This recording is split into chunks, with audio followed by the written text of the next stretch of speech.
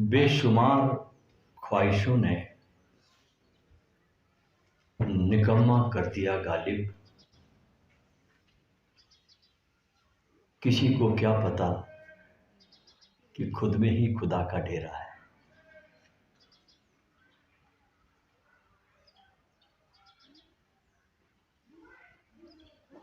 मन के कुछ नियम हैं। देखिए, आपके पास दुनिया की सबसे बड़ी ताकत है, वो है आपका मन। इससे बड़ा पावरफुल यंत्र आज तक कोई बना नहीं पाया। इतनी इसकी स्पीड तेज है।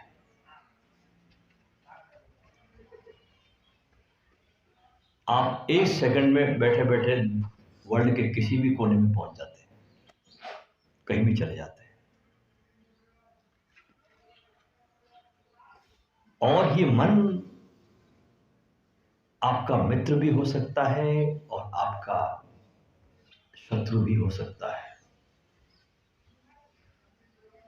इसलिए ज्ञानियों ने अपने गीतों में गाया कि मन के हारे हार है और मन के जीते जीत। अगर इस मन से आप हार गए तो आप हार जाओगे, और इस मन को अगर आपने जीत लिया तो फिर कहना ही क्या। और लेकिन मन के कुछ नियम हैं, कुछ खेल है उसके। उसमें एक नियम तो इस मन का ये है, जो ये खेल खेलता है, कि जो भी चीज हमको उपलब्ध हो जाती है, जो भी, मन उसको भूलने लगता है। कल तक आप एक बहुत सुंदर स्त्री के प्रेम में थे, रात दिन आपको उसका ख्याल आता था, उठते बैठते सोते जागते 24 घंटे सपनों में। लेकिन जैसे ही वो स्त्री मिल जाती है, आप उसको भूलने लगते हैं। तो जो चीज मिल जाए मन को, वो उसको भूलने लगता है। जो चीज मिल जाए उसको उसकी विस्मृति करने लगता है, उसकी विस्मृति होने लगती है।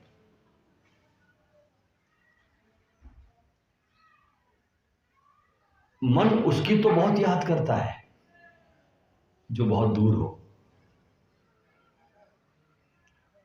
मन उसके लिए रोता भी है जो मिला ना हो।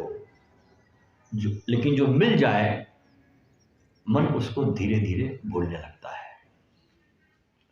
मन की आदत सदा ही भविष्य में होने की है, वर्तमान में होने की मन की आदत ही नहीं है। वो वर्तमान में कभी होता नहीं। अब तुम अगर किसी सदगुरु के पास जाने की सोच रहे हो, यहां देखो मन कैसे काम करता है। अगर तुम किसी सदगुरु के आश्रम, किसी उसके पास जाने की सोच रहे हो, तो तुम्हारे अंदर जाने के पहले तुम्हारी तमन्नाएं कितने कितने सपने सजाती है, कितने भाव से तुम जाते हो। परंतु वहां अगर तुम ज्यादा रुक गए तो धीरे धीरे तुम सदगुरु को भूलने लगोगे। क्योंकि मन का स्वभाव है कि जो चीज मिल जाती है मन उसे भूल जाता है। तुम बड़े हैरान होगे इस बात को सुनकर मेरी, कि अपने घर पर थे, हजारों मील दूर थे, वहां तो बहुत याद आती थी, वहां इतने तड़पते थे, और अब गुरु के पास है तो एक दूरी बना लेते, क्योंकि गुरु तो सामने ही है, मौजूद ही है, मन को मिल गया है, तो मन उसको भूलने लगता है। साधक को इस मन के नियम को समझना और तोड़ना बहुत जरूरी है। अगर आपने ये नियम समझ लिया कि मन मेरा इतना हरामी है, जिस क्षण आपको ये ख्याल आ गया, तो इसको तोड़ना है आपको। इसको समझना है कि मैं समझ गया कि तू भटकाता हमेशा मेरे को, और जो इसको तोड़ देता है वो ध्यान में प्रवेश कर लेता है, क्योंकि बड़ी भारी रुकावट है मन आपका, आपको ध्यान में न जाने देने के लिए। ध्यान का सीधा सा अर्थ है, बहुत सिंपल, अगर तुम सुन सको, जो है उसके प्रति जागो। जो तुमको मिला है, जो तुम वर्तमान में हो, उसके प्रति जागना, और जो नहीं है उसकी फिक्र छोड़ दो। और मन का क्या नियम है? जो है, मिला है, उसके प्रति सो जाओ। जो मिल गया है उसके प्रति सोए रहो, और जो नहीं मिला उसके प्रति जागते रहो। मन का सारा जो खेल है वो अभाव के साथ संबंध बनाने का है। जो भी तुम्हारे जीवन में अभाव है उसके साथ मन संबंध बनाता है, जो तुमको नहीं मिला। जैसे समझो एक छोटे से उदाहरण से कि तुम्हारे पास अगर 1,00,000 रुपया है तो मन उसको नहीं देखता। तुम्हारे पास 1,00,000 रुपया है, मन उसको नहीं देखेगा। तुम्हारे पास 10 लाख नहीं है, इसको मन देखेगा। उसका हिसाब लगाता है मन कि मेरे पास 10 लाख नहीं है, ये कैसे मिले। जब तुम्हारे पास 10 लाख नहीं थे, 10,000 ही थे, तब ये मन लाख की सोचता था। अब लाख है तो 10 लाख की सोचता है। और तुम सोचते थे कि 10,000 से अगर 1,00,000 मुझे मिल गया तो शायद पता नहीं मेरे आनंद की लॉटरी लग जाएगी, मैं इतना आनंदित हो जाऊंगा। ये मिल गया, अब मिल गया और तुम आनंदित तो हो नहीं।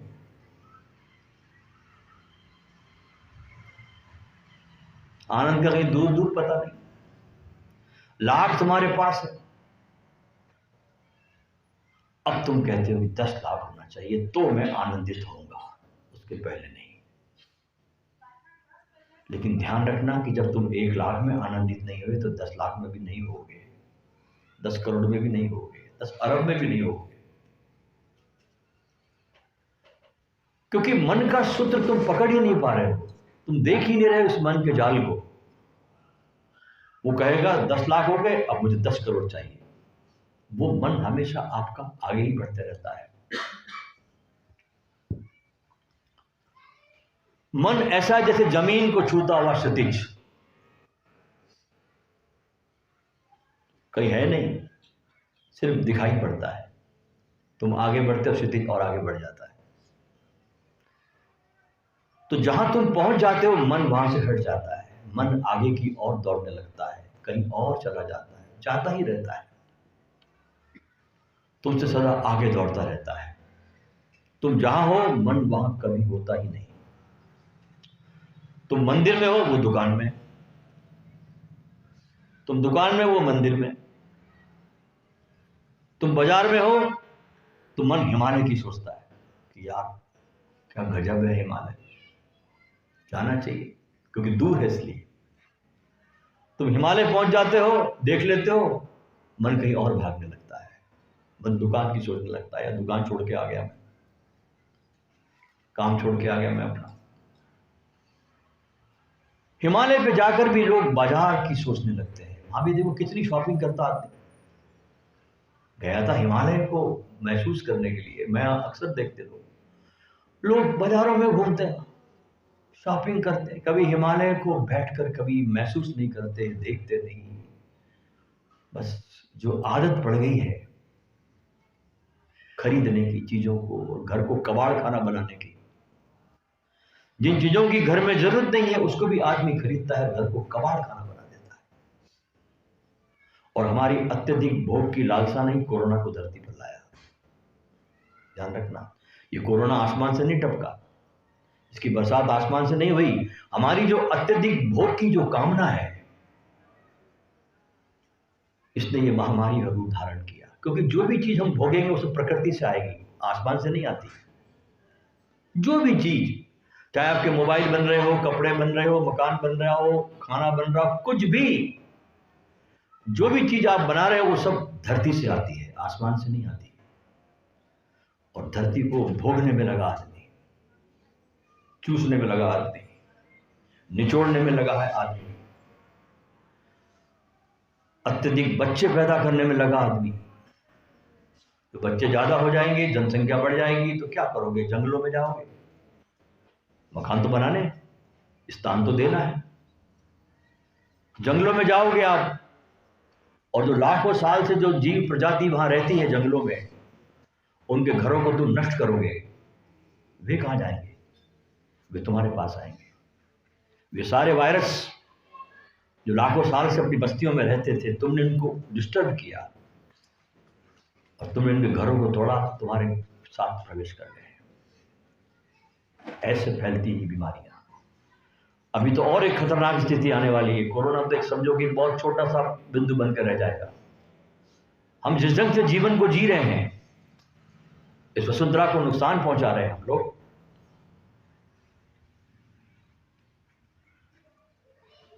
बर्फ पिघलने लगी, नॉर्थ पोल की बर्फ पिघलने लग रही है। वैज्ञानिक चिंता करते हैं कि लाखों साल से इस बर्फ के नीचे पता नहीं कौन कौन से वायरस छिपे हैं।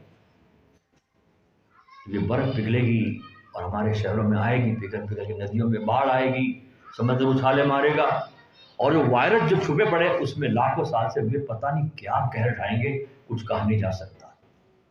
उन वायरसों को समझने में वैज्ञानिकों को कई वर्ष लग जाएंगे।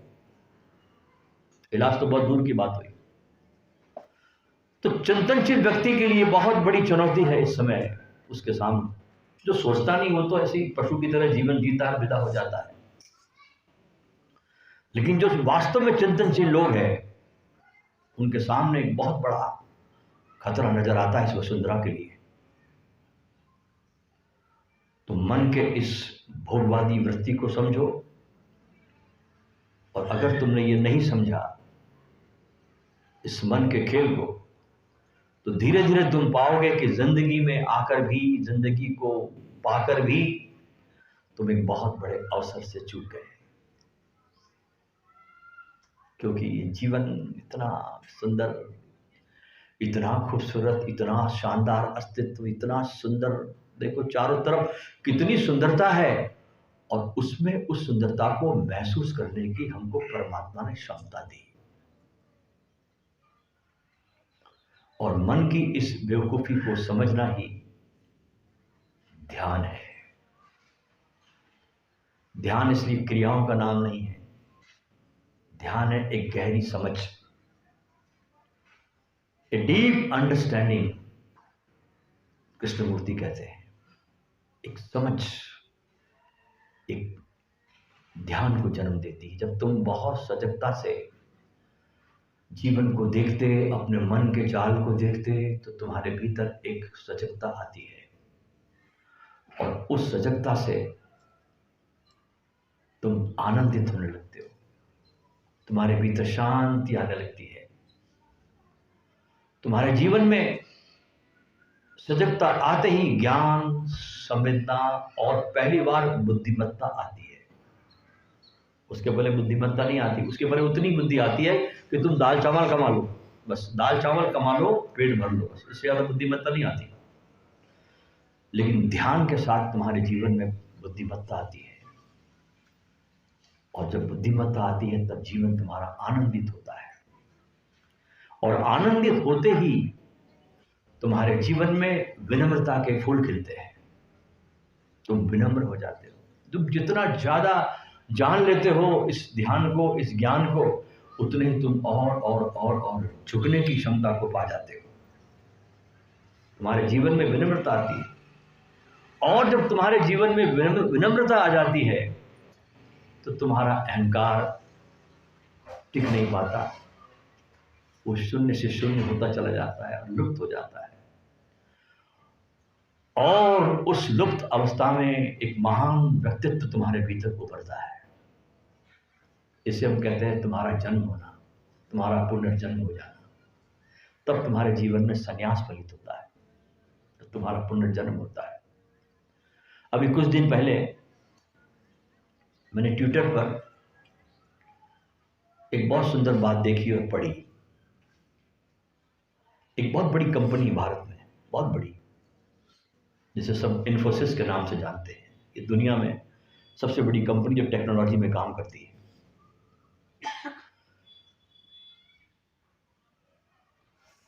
इनके मालिक का नाम है नारायण मूर्ति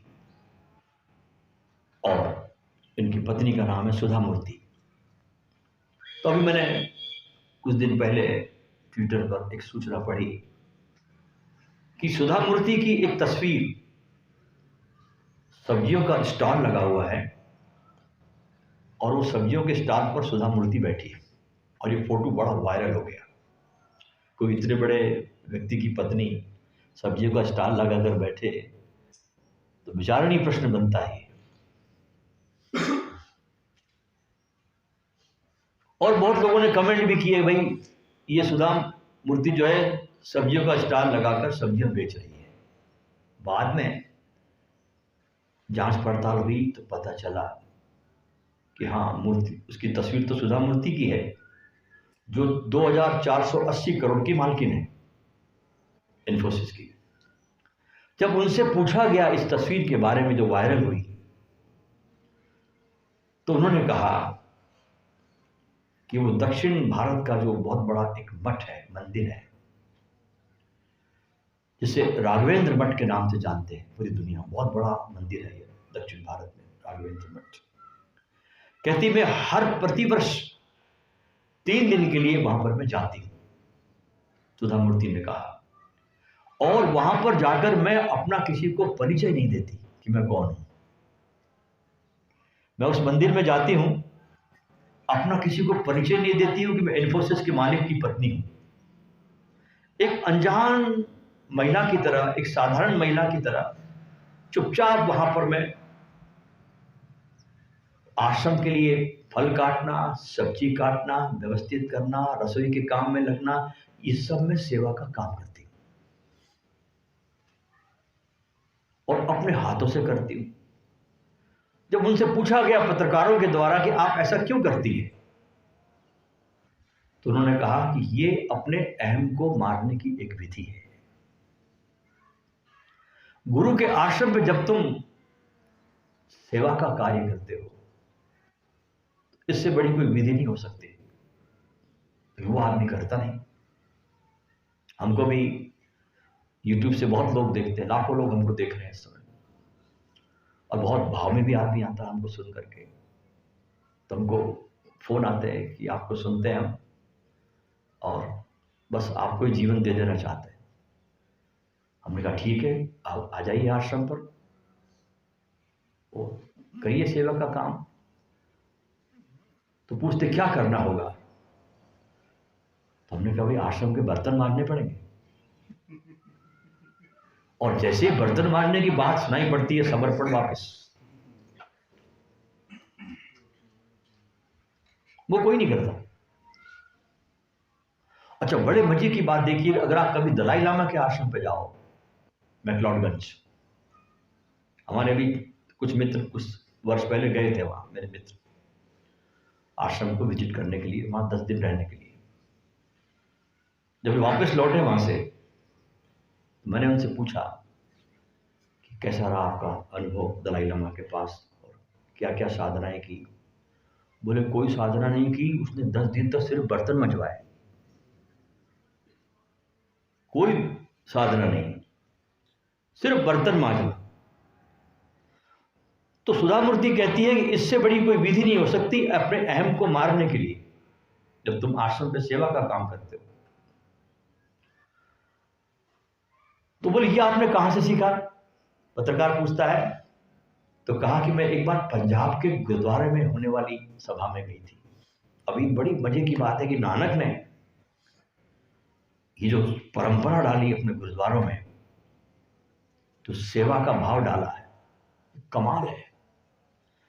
बड़े से बड़ा कलेक्टर भी, बड़े से बड़ा पूंजीपति भी गुरुद्वारे में जाकर जूते उठाता है, सेवा करता है, साफ सफाई करता है। लंगर में जो आदमी पहले बैठ गया उसको उठाया नहीं जाता, चाहे वो किसी भी जाति का हो, चाहे वो मजदूर हो, कोई भी हो। ये नहीं कि वो बैठ गया तो कट रहा है तो उसको बिल्कुल टूट जाए, उसको बैठने दे, ऐसा नहीं होता। नानक के गुरुद्वारा में बड़ी गजब व्यवस्था दी नानक ने, क्योंकि पैसों का दान देना बहुत अच्छी बात है आश्रम को, किंतु उससे भी बड़ी बात है स्वयं शारीरिक श्रम करना और सामान्य लोगों के साथ सामान्य तरह व्यवहार करना। कोई अपनी विशेष उपस्थिति दर्शित नहीं करना कि मैं इतना बड़ा आदमी हूं, यहां पर आया हूं काम करने के लिए। 3-4 दिन भी अगर आप रह जाते हो इस भाव दशा में तो आपका अहंकार गलने लगता है। तो 3 दिन कहती है कि इस सेवा भाव में मैं रहती हूं। जब उनसे पूछा गया कि आप कहां पर और कितना दान करती है, तो उन्होंने कहा ये मैं बात बताना नहीं चाहती। अब देखिए कितनी बड़ी बात है इस महिला की। हम 1000 रुपये देके भी ढिंडोरा पीटते हैं किसी आश्रम को, और ये कहते बताना नहीं चाहती, और हर कोई जानता है कि ये दान जब देती होगी तो करोड़ों में होगा, लेकिन बताना नहीं चाहते। तो विनम्रता जो तुम्हारे जीवन में आती है तो ऐसी घटनाएं उभर कर तुम्हारे जीवन में सामने आती है।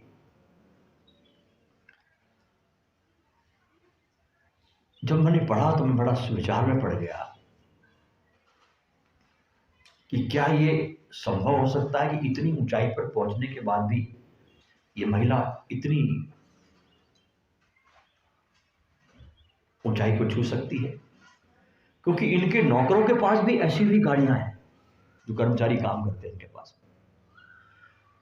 इनके आलीशान बंगले हैं, और ये महिला सामान्य महिलाओं की तरह जाकर राघवेंद्र मठ में हर साल 3 दिन तक काम करती है, और 15-16 साल से लगातार कर रही है और किसी को पता नहीं चला। ये तो ट्विटर पे आने के बाद राघवेंद्र मठ को मालूम पड़ा ये महिला यहां आती थी। जैसा कि मैंने कल रात्रि के प्रवचन में आपसे कहा था कि सरल व सहज रहना ही ध्यान की सर्वोच्च अवस्था है। सुधा मूर्ति के इस घटना से आप बहुत कुछ सीख सकते हैं। अब हम एक ध्यान का प्रयोग करेंगे। आज चूंकि 11 दिसंबर है, ओशो का जन्म महोत्सव है, और मैं आपसे वो विधि करवाऊंगा आज के दिन जो बचपन में जिन 3 संतों की बात ओशो करते हैं, मग्गा शाह, पागल बाबा और मस्तो,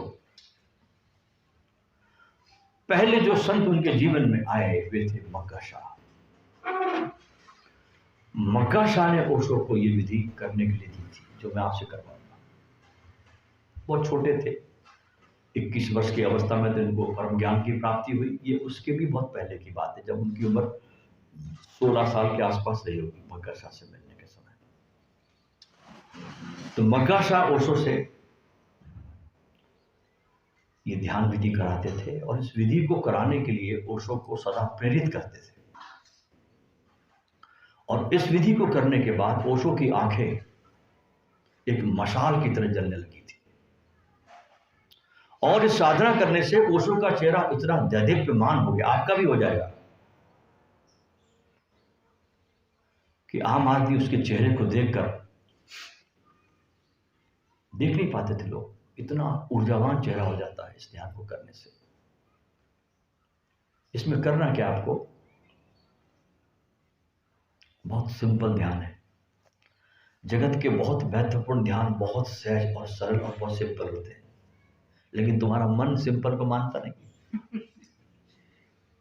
दिक्कत ये है, तुम्हारा मन कॉम्प्लिकेटेड चीजों को खोजता है। जो जितना ज्यादा कठिन हो वो तुमको अट्रैक्ट करती है विधियां। और जगत की जो सबसे महत्वपूर्ण विधि है वो बहुत सरल और सहज है। हमको अभी तक याद है कि 66 के आसपास जब मैं ओशो से मिला, उन दिनों में ओशो गांव-गांव शहर-शहर घूमते थे, शाम को प्रवचन करते थे, और सुबह किसी न किसी उस शहर के गार्डन में ध्यान कराते थे। तो बहुत बार हमारा उनके साथ वहां ध्यान में बैठना हुआ। वो विधि गजब विधि कोई थी ही नहीं। मजे की बात है, पहले पहले देखा जाए तो मैं तो कहता हूं ओशो ने पहली धार का माल तो तभी बांट दिया था, लेकिन लोग समझ नहीं पाए उसको।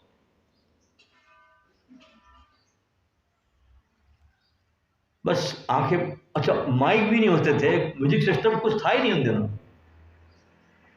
गार्डन में बैठते थे वो सब, एक छोटा सा कोई टेबल लगा के उनके लिए मंच बना देते, उससे बैठ गए, कहते थे आंखें बंद करो, धीरे से आंखें बंद करो, शरीर को बिल्कुल ढीला छोड़ दो और आसपास जो आवाज होती है उसको ध्यान से सुनते हो। ये विधि थी। कुछ मत करो, सिर्फ आसपास जो परमात्मा बोल रहा है अलग अलग आवाजों में, उसको सिर्फ सुनते रहो और सुनते सुनते सुनते सुनते भीतर प्रवेश कर जाओ। अब मन को ये बोलो ये कर, मन पर ये भी विधि। तो धीरे धीरे धीरे धीरे ओशो को हमारे नीचे के स्तरों तक उतरना पड़ा। विधि तो उनकी वही थी, लेकिन हम समझ नहीं पाए तो उनको हमारे लेवल पे आना पड़ा। बहुत बार ऐसा देखा जाता है और मेरा भी अनुभव है कि सदगुरु को अपने शिष्यों को मदद पहुंचाने के लिए उन खाइयों में भी उतरना पड़ता है जहां उसको उतरने की जरूरत नहीं थी, लेकिन शिष्य खाइयों में है, कीचड़ में पड़ा है, तो गुरु को भी जाना पड़ता है उस लेवल पर जाकर के उसका हाथ पकड़ने के लिए। बहुत बार घटता है। तो मग्गा शाह ने यह विधि ओशो को उस समय दी जो आप आज करेंगे। इसमें आपको एक भाव करना है, 24 घंटे उठते बैठते सोते जागते आपको भाव करना है कि हृदय में आपके एक ज्योति जल रही है आपके हार्ट पर। अच्छा, आपका हार्ट चक्र कहां पर है? जहां आपका पेट समाप्त होता है और फेफड़े मिलते हैं, ये आपका हार्ट चक्र है। यहाँ पर ध्यान रखना, यहाँ पर हार्ट चक्र है, हृदय चक्र। जहां आपके फेफड़े समाप्त होते हैं, पेट खत्म होता है, पॉइंट है यहाँ पर हार्ट चक्र। यहाँ आपको महसूस करना है कि एक ज्योति आपके वहां जल रही है और आपका जो शरीर है ये उसका प्रभामंडल है। जैसे आपने कोई दिया जलाया, बीच में दिया जल रहा है, आसपास कांच है, ठीक है, तो ज्योति आपके हृदय में जल रही है और आपका शरीर जो है उसका पूरा प्रभामंडल है, उससे आलोकित हो रहा है। 3 महीने तक अगर तुम ये ध्यान कर लो जो आज मैं आपको कराऊंगा, तो जो भी आदमी आपके पास बैठेगा उसको एक ऊष्मा का एक अलग आप उसको अनुभव होगा। मग्गा शाह ने आगे उनसे ये भी कहा था कि जब तुम सोने जाओ तो स्मरण करते हुए भाव करो कि मैं केवल प्रकाश हूं, मैं केवल प्रकाश हूं। तो कहा कि तुम्हारे सपने विलीन हो जाएंगे, क्योंकि उजाले में सपने नहीं आते, सपने अंधेरे में आते। तो शरीर के चारों ओर आपके एक प्रभामंडल बन जाएगा। और आगे मग्गा शाह ने ओशो से कहा कि ध्यान रखना कि साधना को बस एक खेल की तरह करना है, सीरियसली मत लेना साधना, जस्ट प्ले, बच्चे जैसे खेलते हैं ऐसे विधियों से खेलना, इसमें उलझ कर मत रह जाना, अहंकार उत्पन्न नहीं करना। तो इसके 2 चरण हैं। पहले चरण में आपको 10 मिनट तक के अपनी सांसों को देखना है। ये सबसे अच्छा ध्यान प्रयोग है जो बुद्ध ने दिया विपश्यना का। सांसों को देखना, कुछ करना नहीं, कुछ जोड़ना नहीं। श्वास आती है, श्वास जाती है, बस आप सिर्फ देखने वाले हो। देखने से आपको अपनी आत्मा का पृथक रूप समझ में आएगा कि मैं श्वास लेने वाला नहीं हूं, श्वास मेरा शरीर लेता है। तो पहले चरण में आपको 10 मिनट तक आपको श्वास को देखना है। स्पीड को न तो बढ़ाना है न कम करना है, उसकी नेचुरल फ्लो में आपको सिर्फ सरल होकर अपनी सांसों को देखते जाना है। इससे क्या होता है कि जब आप सांसों को देखना शुरू करते हैं तो आपका शरीर शांत होने लगता है। शरीर शांत होता है तो आपका मन शांत होता है, मन शांत होता है तो आपके विचार शांत होते हैं। ये सारे इंटरकनेक्टेड है। अगर आपका शरीर शांत हो गया, आपका अगर आसन सिद्ध हो गया, शरीर में आपके बेचैनी नहीं है, लोग कितने बेचैनी से बैठते हैं, अगर उसको बोलो 1 घंटा बैठ जाओ तो आप देखोगे उसमें कम से कम 70 दफे उसने अपना बदल लिया सब कुछ, इतनी बेचैनी शरीर में। इससे आपका आसन सिद्ध होगा। जब आप सांसों को देखते हैं तो आपका शरीर बिल्कुल शांत होने लगेगा। जब शांत होने लगेगा तो शरीर की सारी ऊर्जा आपके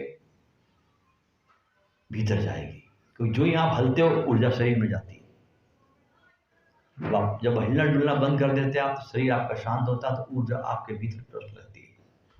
तो श्वास को देखना 10 मिनट तक के, और दूसरे चरण में आपको